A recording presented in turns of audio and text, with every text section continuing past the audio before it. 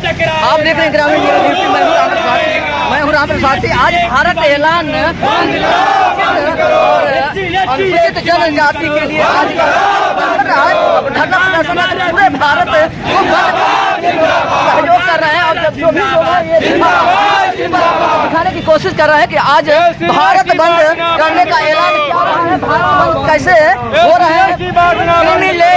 Creamy layer को लेकर के प्रदर्शन में अपने नारा को संख्या में ये लोग हैं। रतनपुरा इस समय बाजार में मौजूद है, तो आप लोग धरना प्रदर्शन दे रहे हैं।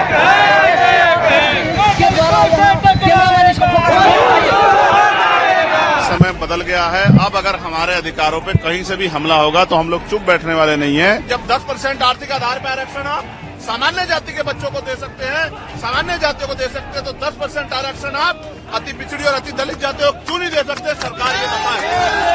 और अभी ये आंदोलन खत्म नहीं हुआ है।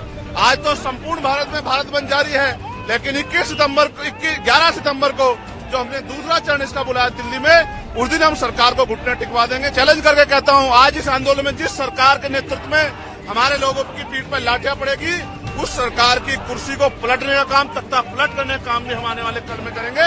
इस बात का भी मैं सरकार को चैलेंज देता हूँ, मेरी बात को याद रखना। मैं सरकार का विरोधी तो हूँ। जब तक सरकार जिम्मेदारी से कोई काम नहीं करेगी, हम सरकार की नीयत पे शक करते हैं, हम सरकार का भरोसा नहीं करेंगे। चंद्रशेखर, आप यहाँ क्यों आए? मैं यहाँ जिस समाज ने सड़कों पे उतर के इस केंद्र की सरकार को और सुप्रीम कोर्ट में बैठे जजों को ये बताने का काम किया है कि समय बदल गया है। अब अगर हमारे अधिकारों पे कहीं से भी हमला होगा तो हम लोग चुप बैठने वाले नहीं हैं। उसी सरकार को ये बताने कि जब समाज सड़कों पे रहेगा तो उनके नेता भी बंगलों में, महलों में नहीं बैठेंगे, वो भी सड़कों पे रह के समाज का संरक्षण करेंगे। जिस तरह से पूरे देश में भीम आर्मी आजाद समाज पार्टी के लोग जिला मुख्यालयों पे सड़कों पे उतर के संवैधानिक तरीके से अपना ज्ञापन दे रहे हैं, अपनी बात रख रहे हैं, बंद को सफल बना रहे हैं, ऐसे ही कार्यकर्ता के तौर पे हम दिल्ली में अपनी ड्यूटी को अदा कर रहे हैं। हम दिल्ली के जंतर मंतर पे पिछले कई घंटों से अपने आंदोलन को मजबूत कर रहे हैं और ये संदेश दे रहे हैं, सारी चीजों पर नजर भी रख रहे हैं कि हम इस आंदोलन से पीछे हटने वाले अब नहीं। कुछ लोग कह रहे हैं आप विरोधी भी हैं बंद की। मैं सरकार का विरोधी तो हूँ। मैं आपको बताना चाहता हूं कि सबसे पहले पार्लियामेंट में मैंने इसका ललकार कर विरोध किया और सरकार को चैलेंज किया कि सरकार अब आंखें खोल ले। अब वो दिन नहीं रहे 2 अप्रैल 2018 दोहराने का मौका न दे। और फिर सरकार ने अपनी बात रखते हुए कहा कि हम इसको नहीं कर रहे हैं, उसको नहीं कर रहे हैं, लेकिन जब तक सरकार जिम्मेदारी से कोई काम नहीं करेगी, हम सरकार की नीयत पे शक करते हैं, हम सरकार का भरोसा नहीं करेंगे। क्योंकि हमने देखा है आरक्षण पे सिर्फ ये हमला नहीं, निजीकरण के द्वारा, लेटरल एंट्री के द्वारा, जैसा भी आपने 45 का कर दिया था, वो तो हमने जबरदस्त आवाज उठाई तो आपको वापस लेना पड़ा। फिर ठेकेदारी के जरिए, संविदा के जरिए, आउटसोर्सिंग के जरिए जिस तरह से आपने सरकारी नौकरियों को खत्म करके आरक्षण की धज्जियां उड़ाने का काम किया, ये किससे छिपावा नहीं है।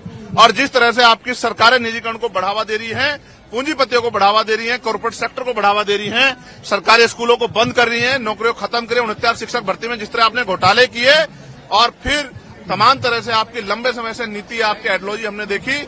हम इस सरकार के ऊपर, इनकी नीतियों पर भरोसा नहीं करते, इसलिए हमें इस सरकार की नीयत पे खोट है। डॉक्टर बाबा साहब अम्बेडकर ने कहा था, संविधान कितना भी अच्छा क्यों ना हो, चलाने वाले हाथ अच्छे नहीं होंगे, उनकी नीयत अच्छी नहीं होगी, उनकी नीति अच्छी नहीं होगी तो अंत संविधान बुरा साबित होगा।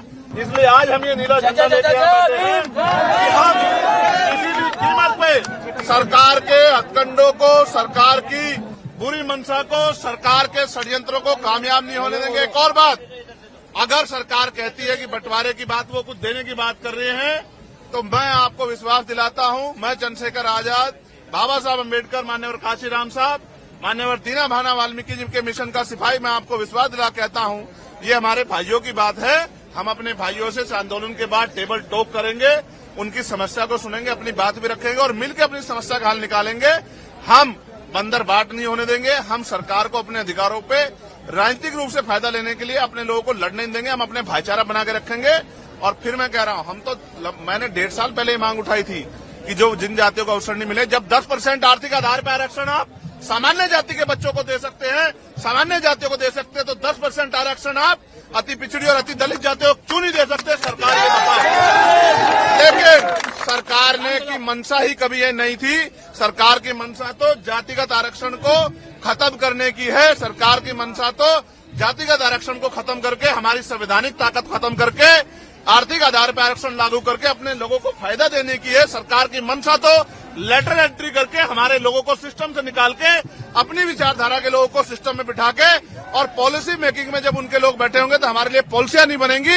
इसलिए हमें सरकार की नीयत पे खोट है। हम अपने भाइयों के साथ खड़े हैं। अगर हमारे भाइयों को हिस्सा देने की बात आएगी तो हम अपना हिस्सा भी उनको दे देंगे, लेकिन सरकार की नीयत के खोट को और सरकार की प्रणालियों को हम लोग लागू नहीं होने देंगे। और अभी यह आंदोलन खत्म नहीं हुआ है। आज तो संपूर्ण भारत में भारत बंद जारी है, लेकिन 11 सितंबर को जो हमने दूसरा चरण इसका बुलाया दिल्ली में, उस दिन हम सरकार को घुटने टिकवा देंगे। अगर आज सरकार ने घुटने टेके, उसके बाद जब पार्लियामेंट का सेशन चलेगा, आप मेरी बात को याद रखना, हम सरकार को घुटने टिकवाने के लिए एक इतनी बड़ा जन समर्थन यहाँ दिल्ली में जुटाएंगे कि सरकार की आंखें खुल जाएंगी, नींद खुल जाएगी, और हम अपने आरक्षण पे, अब अपने अधिकारों पर किसी भी तरह की जो है हमला बर्दाश्त नहीं करेंगे। अपनी भाईचारे को बना के रखेंगे, अपनी एकता को बना के रखेंगे, और दुश्मन की चालों को भी कामयाब नहीं होने देंगे। मैंने सरकारों को ये भी कहा है, जिस तरह लाठियां बिहार में हमारे लोगों पे मार रहे हो, हमारे लोगों को पीटने के चक्कर में एसडीएम को ही पुलिस ने पीट दिया। ये जो लाठी मारने की प्रथा है, इसका भी सूद समेत हम लोग जवाब देंगे आने वाले कल में। और आपकी लाठियों का जवाब जो है हम लोग अपने तरीके से, संवैधानिक तरीके से देंगे। और मैं चैलेंज करके कहता हूं, आज इस आंदोलन में जिस सरकार के नेतृत्व में हमारे लोगों की पीठ पर लाठियां पड़ेगी, उस सरकार की कुर्सी को पलटने का काम, तख्ता पलट करने का काम भी हम आने वाले कल में करेंगे। इस बात का भी मैं सरकारों को चैलेंज देता हूं, मेरी बात को याद रखना।